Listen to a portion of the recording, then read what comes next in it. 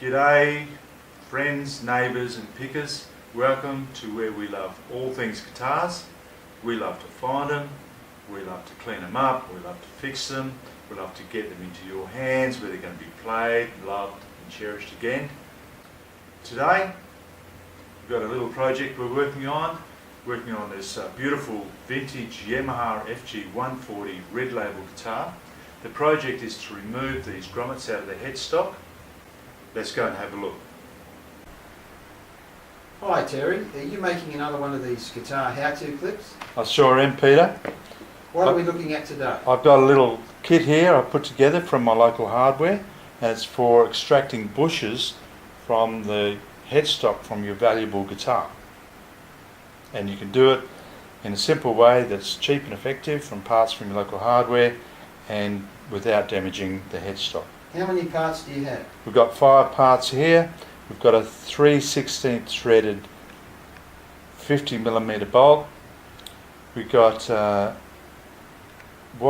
wing nut to match. We've got some washers here that will suit a 1/4 inch bolt. We've got some washers that will suit a 1/2 inch bolt.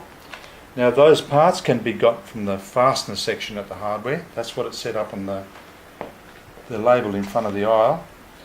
And then over here from the plumbing section is a little kit of various size rubber washers. Okay, that's the kit, so it's about $13 from your local hardware. Let's go and have a look, see how it works.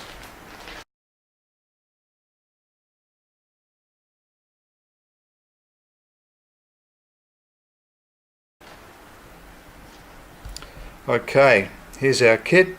Now on the bolt you might notice there's a countersink on the head. There is a purpose for that, as it comes up through the headstock and makes contact with the base of the bushing. That countersink creates an even connection and pulling even pressure as it lifts it out of the headstock. So that's the reason for getting the countersink. So we start by putting that up there. Now I use this little pencil just to hold it in place while I'm putting the rest of it together. Now we've got our little bushings, our little rubber washers. They sit over and around that grommet,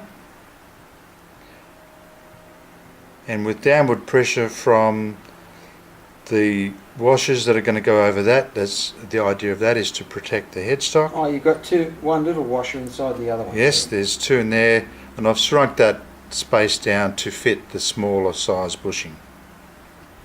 Okay, next we want our washers that are suited for 1/2 inch bolts. There's a little stack of those.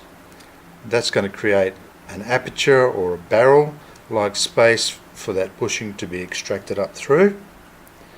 Then we've got our washers for 1/2 inch bolts. They're going to sit over there. We've got our wing nut. We'll get that threaded down on there. I can see why it's called a wing nut, Terry. Yep, because it's winging it. Okay, now it's making contact. I don't need that pencil there to hold it in place anymore. So when I'm satisfied it's all lined up and even, I can apply pressure on there. Now that's placing downward pressure onto those rubber washers, which is going to protect the headstock whilst at the same time extract the bushing.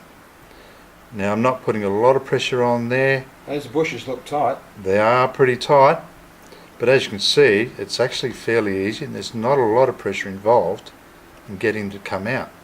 There you go, it's just come out, Peter.